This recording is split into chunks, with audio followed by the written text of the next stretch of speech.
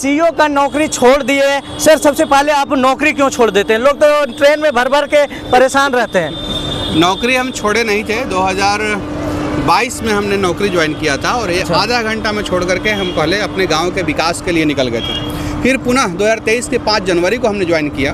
और वहाँ से मजबूती से मैं जो भी मुझे दायित्व दिया गया अंचल अधिकारी के रूप में, वहाँ पर मैंने ट्रेनिंग भी लिया, फिर अंचल अधिकारी का पदभार भी ग्रहण किया और पूरा जितना भी मेरा क्षमता था उसके अनुसार से मैंने बेहतर किया। साथ साथ सामाजिक कार्यक्रम नेचर विलेज के माध्यम से लोगों को विकास करने का प्रयास मैं कर रहा था और उसी बीच में मेरा ट्रांसफ़र हो गया। 10 महीने में सीईओ था।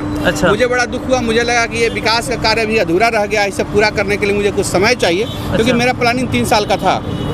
हालांकि ट्रांसफ़र हो गया नवादा, तो मैं वहाँ नहीं गया।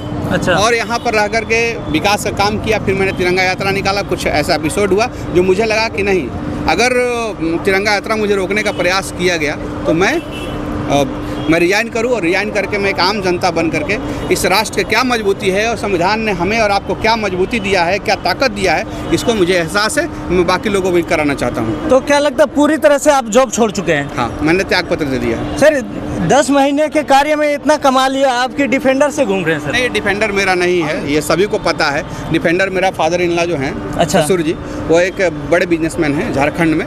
और उनका पूरे बिहार में मैन पावर कंपनी का काम है, तो उनका है, ये मेरा नहीं। सर, बीच में आप पूरी तरह से जनता के बीच में आ गए थे कि विधानसभा चुनाव लड़ना है। आखिर क्या हो गया जो कि मतलब फिर से आप? नहीं, चुनाव नहीं लड़ा। मैंने ये अपना भारतीय जनता पार्टी संभावनाओं की पार्टी है और हर विधानसभा में उसके पास अच्छे कैंडिडेट हैं और मैंने भी अपना एक आवेदन कैंडिडेट के रूप में आगे बढ़ाया था।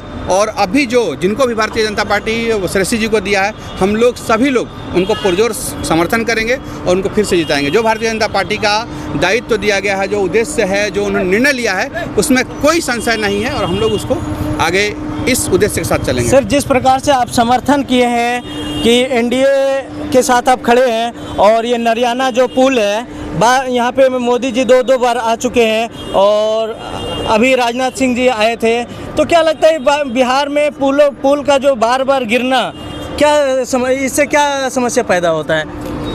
देखिए, जो पुल की जो समस्या है वो डेफिनेटली हम लोग पहले तो इसमें आवागमन सुचारू रूप से चल रहा था, लेकिन अभी कुछ दिन से बाधित कर दिया गया है क्योंकि वो डैमेज होने की संभावना है। कोई बड़ी हेवी गाड़ी चली जाती है तो हो सकता है डैमेज हो जाए, तो क्षति ना उसके लिए बाधित, उसको रोक दिया गया, अवरोध किया गया है, आवागमन हुआ है।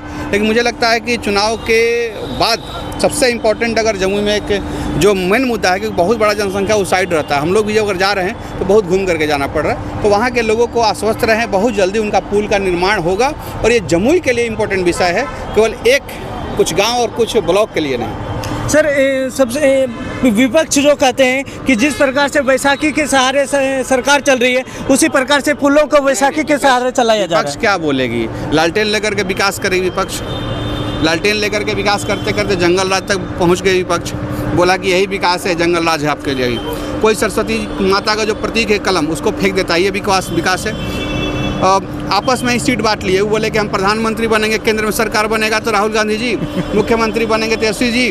तो वीआईपी वाले बोले कि हम सबसे बड़ा वीआईपी हैं, तो उनको वो बोले कि भाई सब बांटिए लिए, तो हमको उप मुख्यमंत्री बना दो। ऐसा सरकार आप देखें कहीं कि सारा पद अपने ही बांट लिए? तो भाई जनता क्या आपको वोट मारने के लिए है? आप पद किस हिसाब से बांट लिए?